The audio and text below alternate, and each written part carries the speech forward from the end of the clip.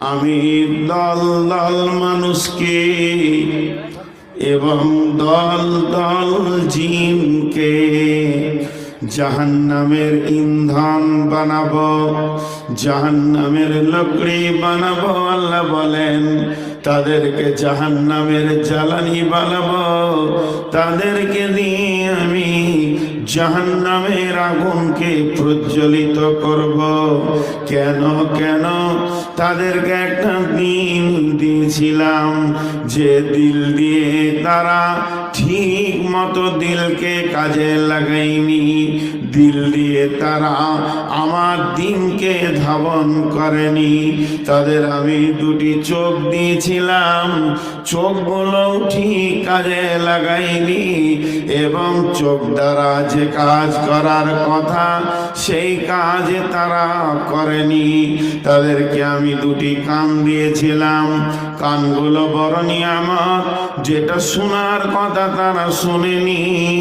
তাদের কানকে ঠিক জায়গায় ব্যবহার করেনি এবং তাদের মনুষ্যত্বের জীবন দিয়েছিলাম আমি। শূকর, কুত্তা, গরু, ছাগল, ভেড়া, খাসি বানাইনি, মানুষের মতো জীবন দিয়েছিলাম। তারা মনুষ্যত্বের জীবনকে গ্রহণ করেনি, তারা পশুর মতো চলাফেরা করেছে। শুধু এই পর্যন্ত নয়, তারা পশুর থেকেও নিচে চলে গেছে। এতগুলো কাজ তাদের দ্বারা হয়েছে। তাদের চোখ গেছে, দিল গেছে, কান গেছে, মনুষ্যত্ব গেছে, পশু হয়ে পশুত্বটাও চলে গেছে। কেন কেন? তারা এত নিচে নামলো কেন? এত খারাপ কাজ তার দ্বারা হলো কেন? আমার আল্লাহ বলছেন উলাইকা হুমুল গাফিলুন। তাদেরকে অলসতা ধরেছে, তাদেরকে অলসতা এমন করে আক্রমণ করেছে, ওই অলসতা তাদেরকে মনুষ্যত্বের জগৎ থেকে বের করে পশু করে তার নিচেও করে দিয়েছি।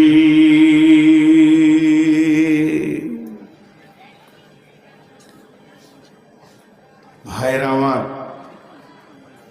ধ্যান দেন, একটু মনোযোগ। এত নিচে চলে গেল এরা। যারা সুগারের রোগী তারা জানে, দেহের ভিতরে সুগার ঢুকলে একাই ফুটবল খেলেও। এটা সুগারের রোগী ডাক্তারকে গিয়ে বলছে মাথা ঝিমঝিম করছে, ঘুম হয় না, খেতে ভালো লাগে না, ঘন ঘন পেশাব হচ্ছে, এনার্জি লস। 5খানা বলল, ডাক্তার একটা বলছে সুগার। ও বুঝে নিয়েছে যে সুগার এমন একটা রোগ, ও একবার ভিতরে ঢুকলে প্লেয়ারের মতো 5খানা মাস্তানের খেলা খেলবে। যদি কারো দেহে সুগার নামে রোগ ঢুকে যায়, ডায়াবেটিস ঢুকে যায়, একাই 5 রকম খেল খেলবে। তেমনি কোন মানুষের ভিতরে যদি অলসতা ঢুকে যায়, সেই অলস প্রথমে তার দিলকে নষ্ট করবে।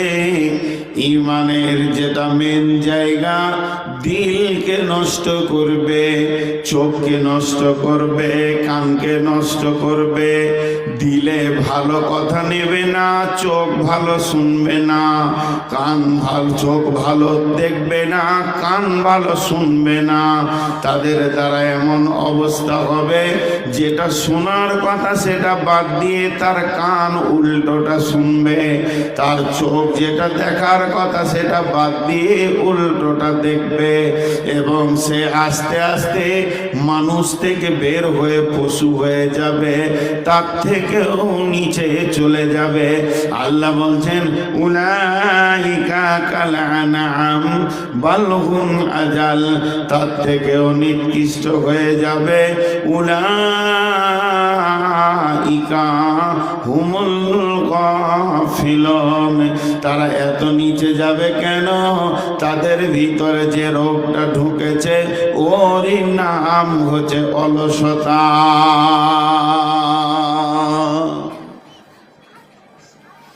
আমি হাদিসের দিকে খুব তাড়াতাড়ি যাওয়ার 5টা মিনিট টাইম দেন আপনারা এই আয়াতটার উপরে।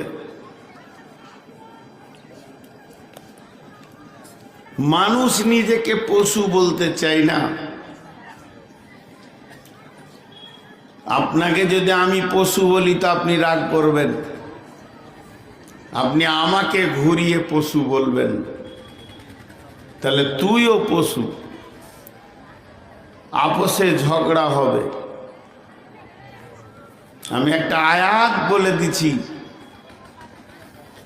আয়াতটা আপনার আমি যেমন কোষ্টি পাথর আছে, মেটে রেসে দিলে বলে দেবে এটা সোনা না, এটা রাং না, এটা রূপা না চাঁদি। এই আয়াতটা বলে দেবে আমি মানুষ না, আমি পশু। বিসমিল্লাহির রহমানির রহিম। মাসালুল লাযীনা কাফারু কামাসালিল লাযীনা ইয়ানীকু বিমা লা ইয়াসমাউ ইল্লা দুআ ওয়া নিদাআ সুম্মুন বুকুমুন উমিয়ুন ফাহুম লা ইয়াকিলুন। আল্লাহ তাবারাক ওয়া তাআলা বলছেন, ওই কাফেরদের মিশাল ওই লোকেদের মতো, ওই কাফেরদের মিশাল ওই লোকেদের মতো যাদেরকে তার প্রভু দূরে ডেকেছে কাছেও ডেকেছে, তারা শুনে শুনেনি, দেখেও দেখেনি, তারা বুঝেও বুঝেনি, প্রকৃতপক্ষে তাদের বোধ ক্ষমতা নাই। এরাই হলো সমাজে পশু।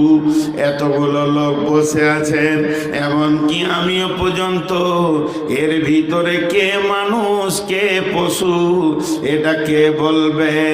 এটা বলছেন এই আয়াত বলে দিছে যে তাদের মাবুদ যখন ডাকে সেই ডাকে সাড়া দিতে পারে না পশু, আর সাড়া দিতে পারে যে সে মানুষ।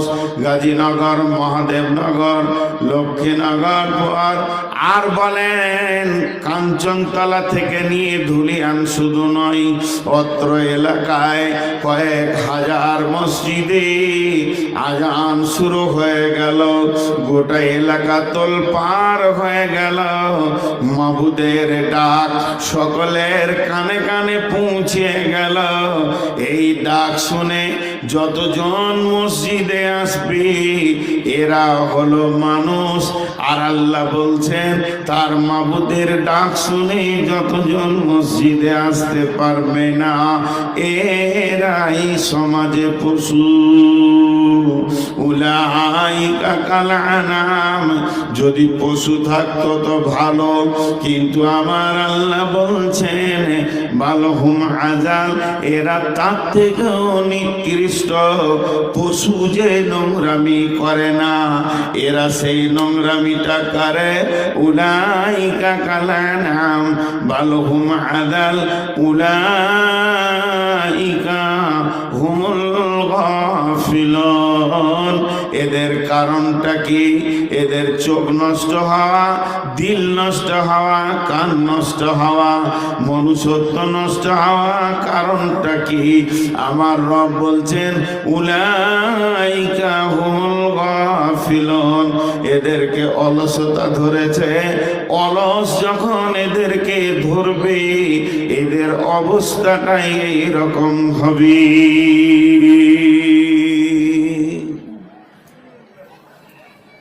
জি ভাই,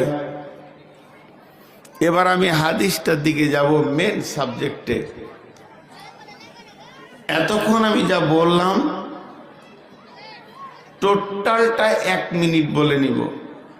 যে কথাগুলো বলা হয়ে গেল, কি ছিল এই কথাগুলো বলার উদ্দেশ্য, মাত্র 1 মিনিট বলে নিব, যে তারপরে হাদিসে চলে যাব। আমার শুরু থেকে এই পর্যন্ত যা কিছু বললাম তার উদ্দেশ্য এটাই, ক্যান্সার যেমন মানুষকে মেরে কবরে পৌঁছিয়ে দেয়, অলসতা মানুষকে জাহান্নামে পৌঁছিয়ে দেয়।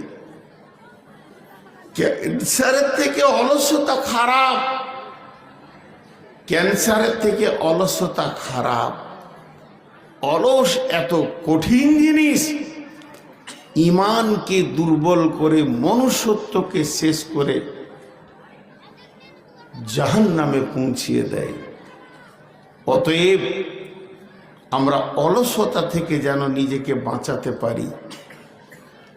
আর অলসতা থেকে বাঁচানো বিকল্প কোনো মেডিসিন নেই। একটা ছেলের অলসতা দূর করব, এর জন্য কোনো ওষুধ এই পৃথিবীতে বিকল্প কিছুই নাই, শুধু একটাই আছে, এর বিকল্প কিছু নাই, সেটা হলো 5 ওয়াক্তের সালাত। 5 ওয়াক্তের সালাত মানুষের অলসতাকে কেটে দিতে পারবে, তাছাড়া আর কেউ পারবে না। এবার হাদিসটাই যাচ্ছি। কোরআনের আয়াতটা কেন নিলাম, হাদিসটা আগে পড়ে নি, তাহলে বুঝতে পারবেন। ওয়ান মাইমুনিল আওরিদি قال يعد رسول الله صلى الله عليه وسلم اغتنم خمسا قبل خمس। হযরতে মাইমুনিল আওরিদি বলেন, নবীজি আমাদেরকে ওয়াজ করেছেন, নসিহত করেছেন, যেমন ছেলেকে বাপ মা নসিহত করে, বাবা এটা করিও এইটা করিও না, তুমি এই পথে চলবে এই পথে চলবে না, অমুক খানদানের সঙ্গে আমাদের চলাফেরা নাই, তাদের সঙ্গে কোনদিন বন্ধুত্ব করবে না। এই যে বাপ মা ওসিয়ত করে, শিক্ষক ওসিয়ত করে, বাবা ভালো করে পড়াশোনা করো, আরো বড় হও, আরো অনেক বড় হও, যেমন ওসিয়ত হয় তেমনি বিশ্ব নবী ওসিয়ত করছেন। মাইমুনিল আওরিদি বলছেন, আল্লাহর নবী ওসিয়ত করছেন, নবীজি বলছেন, ইগতানিম ইগতানিম ইগতানিম খামসান কাবলা খামসিন। গানিমত মনে করো 5টা জিনিসকে, 5টা জিনিস আসার আগে।